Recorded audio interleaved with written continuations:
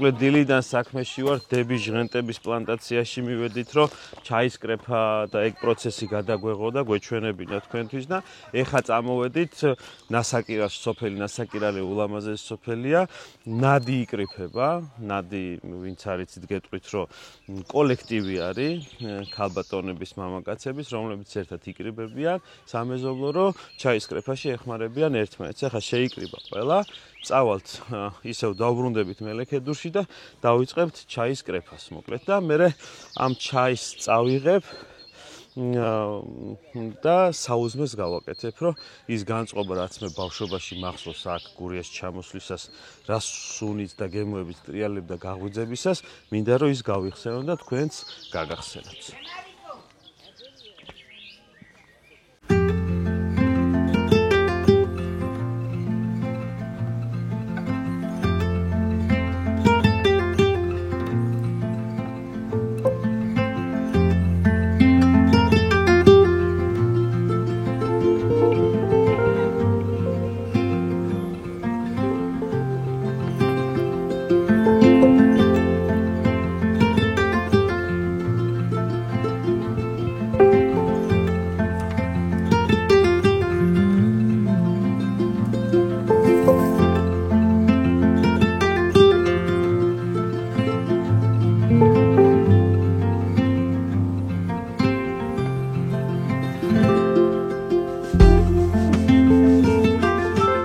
სონზე ვგიჟდები და მახსენდება ის რა ქვია, მე დიდი ჩაის კრეფას არ მოვსწრები ვარ, მაგრამ ტრაქტორზე შევხვდებოდი ხოლმე და სანამ ჩაის პუნქტთან მიიტანდნენ, ტომრებში იყო და აი ამ სუნით იყო გაჟღენთილი იქაურობა. აი სუნი მერე შეპლანტაციაში ნახე და სადეგუსტაციო სივრცეში უკვე რო გაიშლება ჩაის სუნი იქ. ლანა, ეხლა შენ გითხარი, ეხლა ეს პლანტაცია რამდენი ხანია გააქვს და ყოჩაღო საერთოდ დაიწყე ეს თემა, იმიტომ რომ მარტივი თემა არა. ხო, თან გურიაში. დასაწყისი მარტივი არ იყო, მაგრამ ნელ-ნელა უკვე გვიადვილდება. რამდენი ხანია? 2016 წელს დავიწყე. და ნუ მე აი ეს იყო ძველი პლანტაცია ჩვენი, რომელიც ჰქონდა ბებია-ბაბუას, მე დედა და მამა უვლიდა და ნუ მე დებმა გადმოვიპარეთ და აქ რო ჩამოვედი, მაშინ უკვე გაავერანებული იყო ეს პლანტაციები და რეაბილიტაცია გავუკეთეთ რა და რეაბილიტაციაში რა შედის?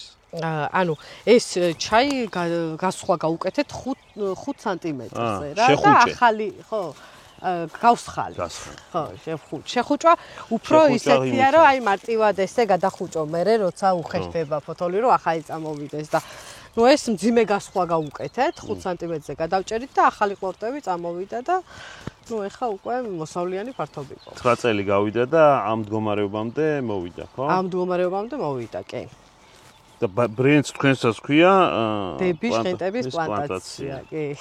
ყველაზე რთული ამ ამბავში, როგორც ხვდები, არის გასაღების ამბავი, ხო? ხო, კი. მოკრიფავ, ყველაფერს გააკეთებ, მაგრამ მე გასაღება ჭირს.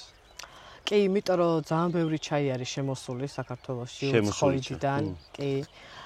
ეგეც გარკვეული პრობლემა არის ჩვენთვის. მე რომ დიდ რაოდენობას ჩვენ ვერ ვამზადებთ და ძირითადად მაღალი ხარისხის პროდუქციაზე ვმუშაობთ. და მაღალი ხარისხის პროდუქტი შედარებით ძვირად იყიდება და ეგეც პრობლემა არის.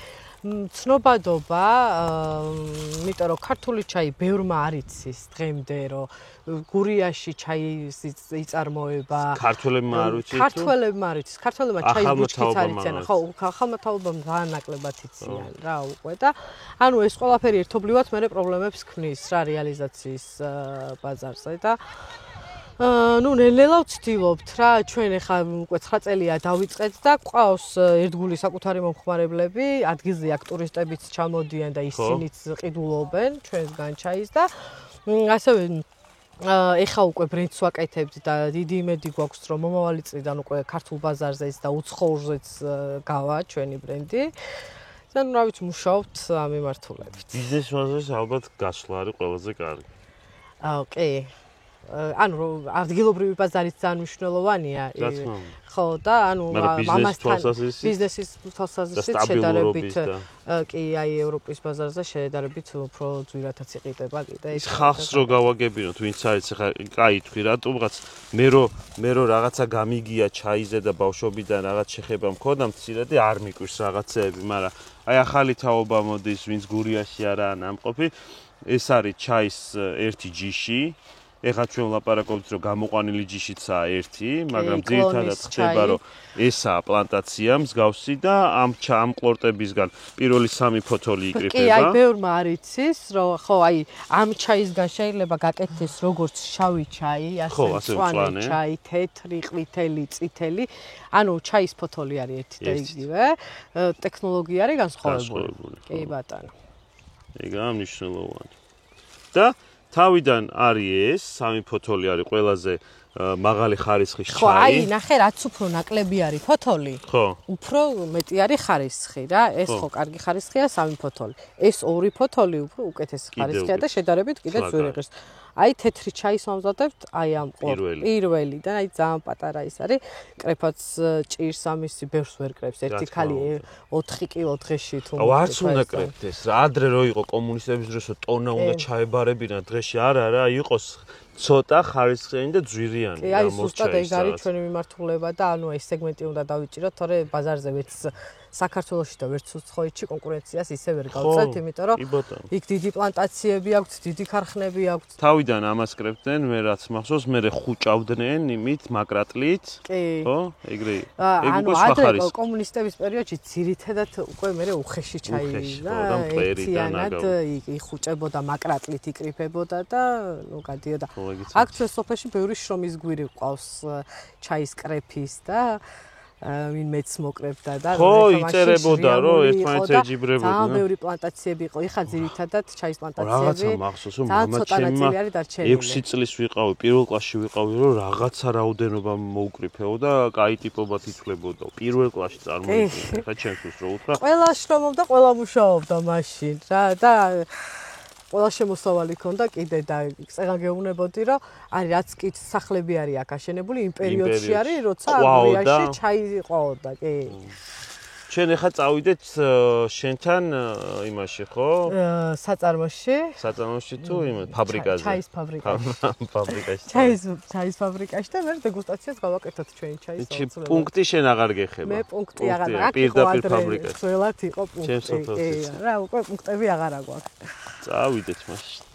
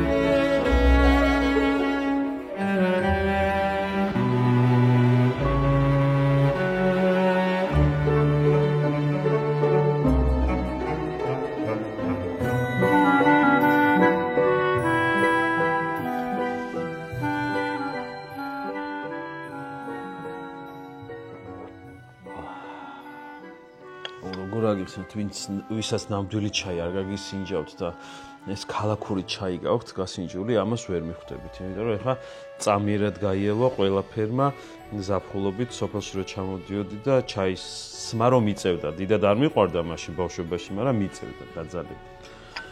და ეხლა ის ზუსტად ის ზაფრი, აი ვერ აგიხსნით და სიტყვებით ამას ვერ გადმოგცემ, თუ არ გაგისინჯავთ, როგორ უნდა გითხრათ, აი ეს ვითომ ჩაი უფრო გამძაფრებული ფორმებით და ისეთი ნოტებით, სასიამოვნო ნოტებით, რომელსაც შაქარი ნამდვილად არ უნდა. მე ისედაც ავსვამ, მაგრამ თუ ვინმე მსგავს ჩაის გასინჯავს, შაქარი არასდროს არ გაუკეთოთ, რომ გაიგოთ ნამდვილი ჩაის გემო და მიხვდეთ, რომ რა უნდა დალიოთ და რა არ უნდა დალიოთ. ხო, ეხლა გვიმასპინძეს პატარა ჩაის დავლევთ ხაჭაპურს და წავალ საუზმეს გავაკეთებ ამ ჩაის სიყვარულში, რომ უხდება საუზმე ჩაის. ერთი მეორის გარეშე მე მგონი წარმოუდგენელია. თან ჩემ ბავშვობასთან ილინგება, ასე ვთქვათ და.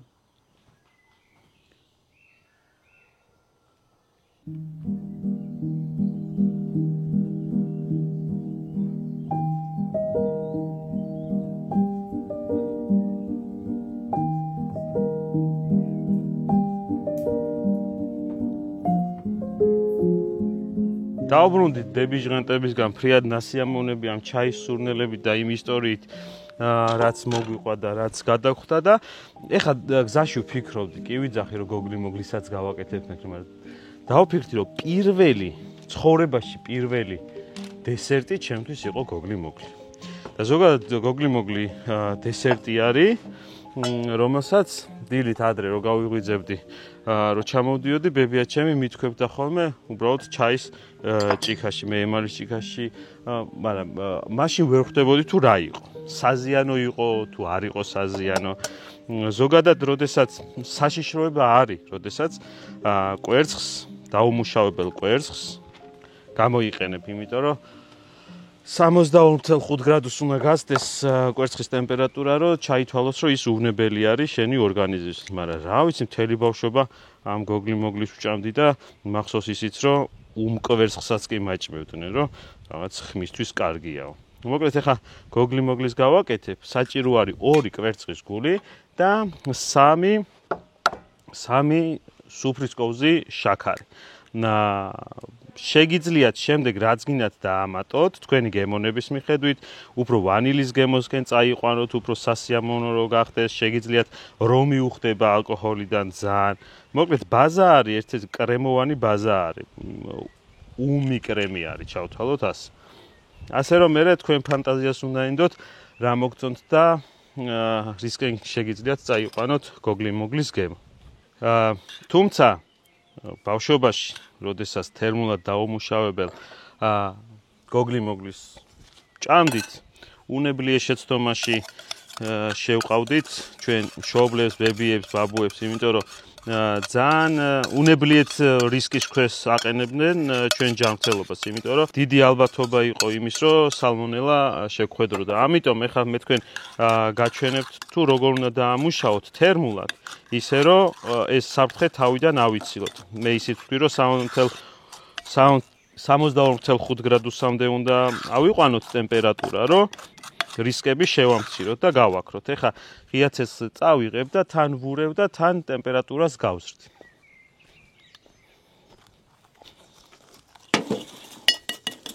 გათეთრებამდე უნდა მივიყვანოთ თან. ასევე სახლის პირობებში შეგიძლიათ წყლის აბაზანაზე მოამზადოთ. აგერ აი ჩაიდანიც ცხელი არის. დავდგა. წყლის აბაზანა რას გვიშვება, რომ არ გადაგვეხარშოს კვერცხი. გვეხმარება იმაში, რომ კვერცხი არ გადაიხარშოს და არ გამთელოს. ესე უნდა ურიოთ, სანამ არ გათეთრდება და შაქარიც არ გავღვება.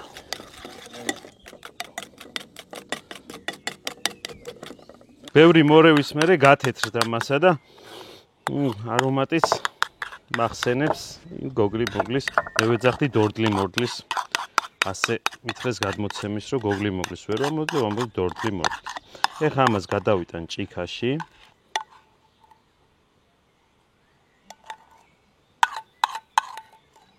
ეხლა რო უფიქრდები კვამლის არომატი, ეს ნესტის სუნი და ამ კერძების არომატი მე ხვდები რომ აი ზუსტად ეგ გენატრება, როდესაც თბილისში ხარ და სოფელს იხსენებ. აი ეს ამ ყველაფრის ბუკეტი გახსენებს სოფელს და ბავშვობას. აუ, ეხა გავაკეთე მე წამიღო ცოტა. ეხა გავაკეთე ბლინის ცომს და ბლინის ცომისთვის რა არის საჭირო? უმაღლესი ხარისხის ფქვილი, 150 გრამი, ერთი ვანილის კოლოფი, 2 გრამიანები რო არის. აქ მაქვს კიდე ცოტა მწიკვი მარილი. დავამატებ 25 გრამ, ბოდიში 25 გრამ შაქარს. აქ მაქვს გადაწონილი. და 30 გრამ გამღვალ კარაქს. ამას ცოტათი შევალღობ. და რაც მთავარია, 150 გრამი არლას ორგანული 3.5%-იანი რძე, რომელიც ყოველგვარი დანამატების გარეშეა. ასევე სხვათა შორის არლას აქვს ულაქტოზორძეც, ვისაც ლაქტოზის აუტანლობა აქვს, იმისთვის არის მისწრება. და რაც მთავარია კიდე, ასევე ნუტრიციტებით არის სავსე ეს რძე. ასე რომ სარგებელის მეც არაფერს გვაძლევს.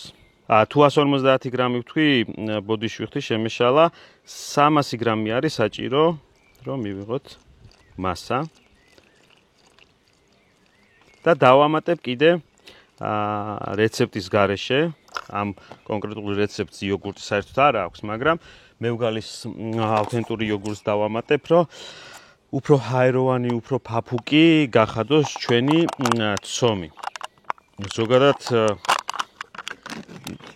პროტეინებით სავსე არის მე ვგალის ეს იოგურტი და 50 გრამს ამ იოგურტს გავუკეთებ.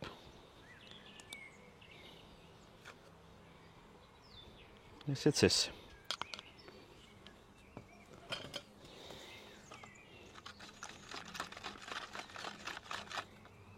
ესეთი ვის გაქვთ სახში კიდე შემორჩენილი, ესეთი სათქვები თუ ვინმეს გაქვთ, მოიწერეთ და რამდენად კომფორტულია თქვენთვის ესეთი სათქვებით მუშაობა.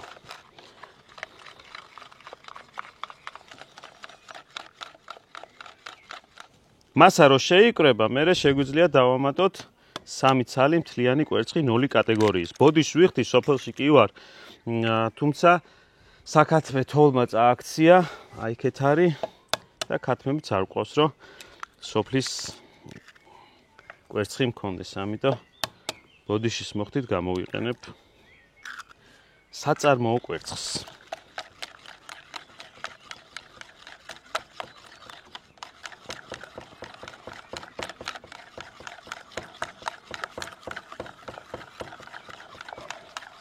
სანამ ცომი ისვენებს, მანამდე გავაკეთებ ყიყლიყოს კვერცხს ავთქვებ, აგერ მაქვს პური, ეს არის ბუნებრივ საფუარზე დამზადებული მომჟავო პური. პრინციპში ზუსტად ისეთი არის, ჩემი რეცეპტი არის, ასე ვთქვათ, და ზუსტად ის პური არის, რომელსაც ბებია-ჩემი მიწყობდა ხოლმე და რომელზეც სესმეოდა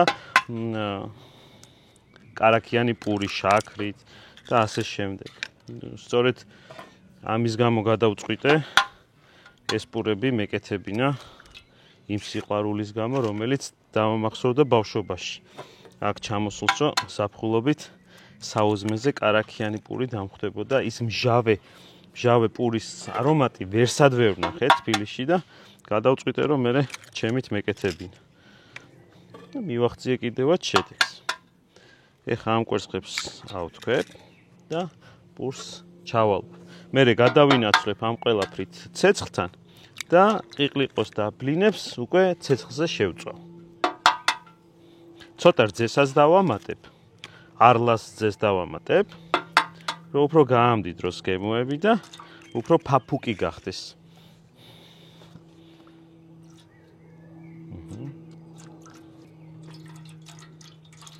და ცოტა მარილიც. ნახევარი სუფრის კოვზი მარილი. ესე იგი, აქ გვაქვს 1 2 3 4 5 6 7 8 კვერცხი გვაქვს და სადღაც 50 გრამი რძე. ამას კარგად ავთქვებ და გავამზადებ, მე პურს დავჭრი, გავამზადებ უკვე, რომ ჩავაწყო და გადავინაცვლო ცეცხლთან. ბლინებს და ყიყლიყოს უკვე იქეთ მოვამზადებ. მე ამ ყველაფერს რომ მოვამზადებ, დავჯდები, კაი ჩაის დავაყენებ. ჟღენტების ჩაის დავაყენებ.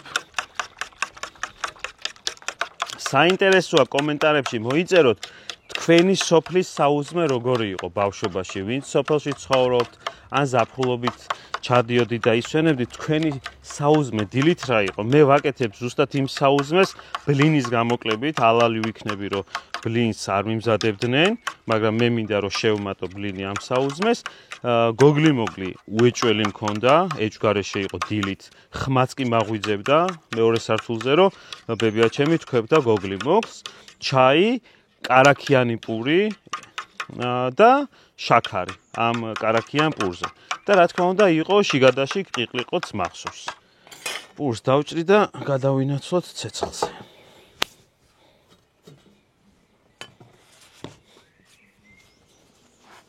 პირდაპირ შუაზე გავჭრე.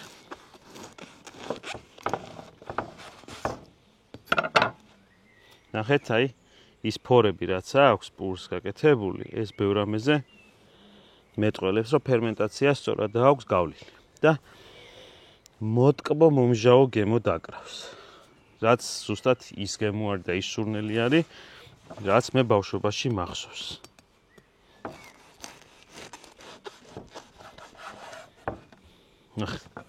ნახე როგორი ლამაზი ფორები აქვს. ეს არის 3 დღის პური ჩათვალეთ ახლა და იგივენაირად რბილი და ფაფუკი არის.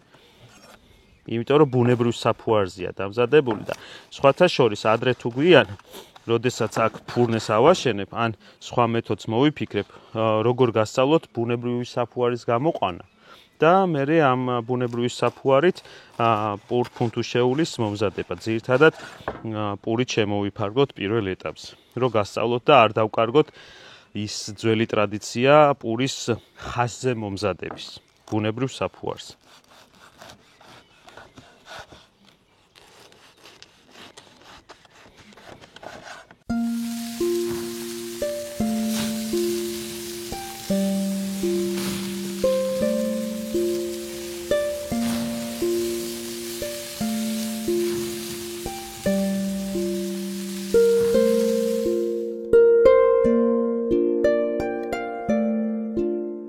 მომზადდა მოკლედ ბლინები, ყიყლიყო შევწვით, გოგლი-მოგლი აგერ მელოდება, შაქარი, მურაბები აქ აქვს, პური დაჭრილი არის. ეხა ბლინზე იდეალური შემწვარი ნამდვილად არ არის, მაგრამ ღია ცეცხლზე მუშაობისას იდეალურობაზე, თან მით უმეტეს ბლინის ცხობაზე ზედმეტია საუბარი, იმიტომ რომ ცეცხლს თოკავ, ასე ვთქვათ და ხან ერთ დიდ გრილზე, ზოგან დაბალი გრადუსი გაქვს, ზოგან მაღალი და ეს არის თანამშრომლობა ბლინის შეწვისას გრილთან. ასე რომ თავარი გემრიელი იყოს. ეხა ყველაფერს აქედან გადავიტან სასაუზმე მაგიდაზე, იქეთ მხარეს და შევექცევი ბატონო ჩემო.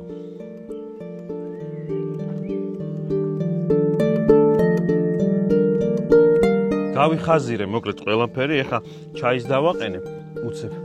ძალიან მიდი შეიცვალა, შეიძლება ისეთი გაწვიმდეს, რომ ვერც გავასრო სახში.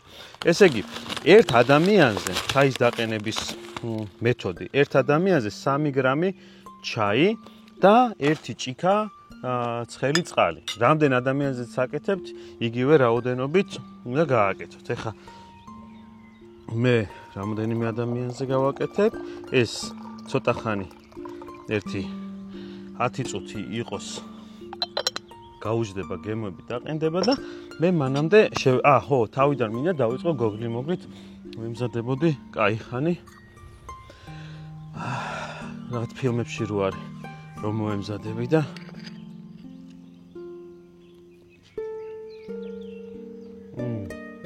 თვალებს რო დახვიჭავდა ბილეთი ეგრევე წარსულში ბავშვობაში გაახელთვას აწყოში და წვიმის მოლოდინში. თორა კაი.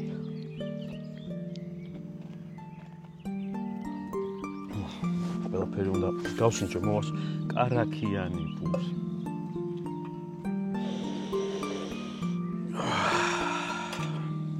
კარაქიან პურზე თქვენ რას უსვამდით? მე ხა კარაქიან პურზე აქვე გეტყვით რომ ჩემს საყვარელ ლურპაკს სხვათა შორის აქვს მარილიანი კარაქიც.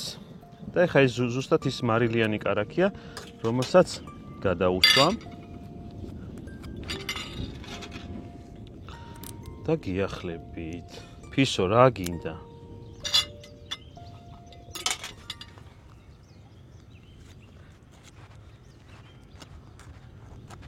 და მანამდე სანამ ჩაი დადგება ბლინს გავსინჯავ.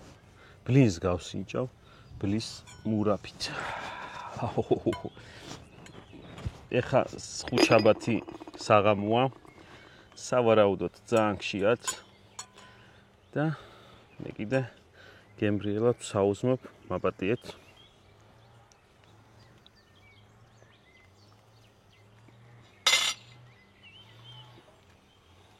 იწვიმოს. მე პრობლემა არ მაქვს.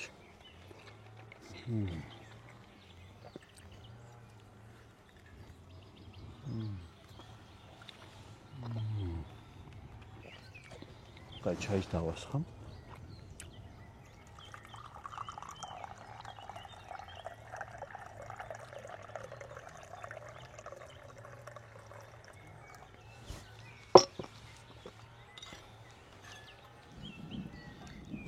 ყველა მურაბა მინდა გავსინჯო, ესაა ჟოლოსი. ეხლა ჩქარჩქარა ვაკეთებ ამ ყველაფერს, თორე ეს დილიც უნდა გაიწელოს 1.5 საათი 40 წუთი, რომ ყველაფრის ჭამით ისი ამოვნო. გაწვიმდა. და გრილზე შემწვარი ყიყლიყო.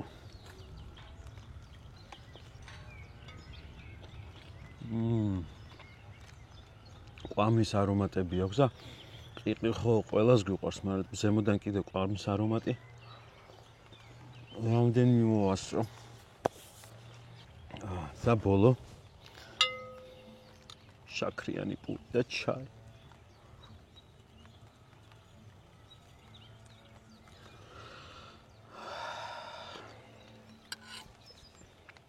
კვლავ თვალების დახუჭვა და მოგზაურობა წარსულში.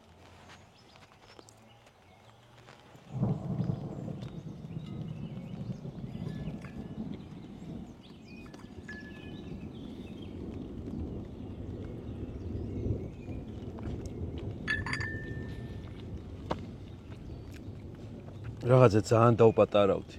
აი ამ ყველაფრის გასინჯვის მე დაუპატარავდი. თავი მგონია ეს 4 წლის ავტო. ბავშვობაში კი დამაბრუნა ამ ყველაფერმა, მაგრამ არ გამიმართლა წვიმაში. ყველაფერი კარგად, იდეალურად, მაგრამ ნიშანია ზემოდან, რომ დროზე ალაგდიო. კარგად მეგობრებო, დროებით. ო, მაგრამ